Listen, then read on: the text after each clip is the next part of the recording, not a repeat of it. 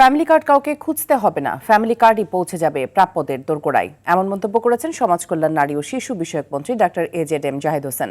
সকালে দিনাজপুর শহরের বাংলা স্কুল প্রাঙ্গণে মা ও শিশু সহায়তা কর্মসূচির নিবন্ধন ক্যাম্পের উদ্বোধনী অনুষ্ঠানে তিনি এসব কথা বলেন।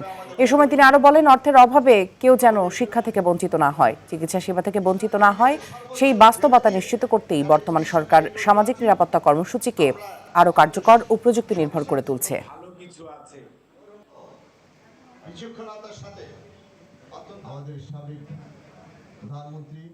যত বাংলাদেশের ভালো কিছু কাজ আছে প্রত্যেকটার সাথে জড়িত যে নাম সেটি হচ্ছে জিয়াউর রহমান।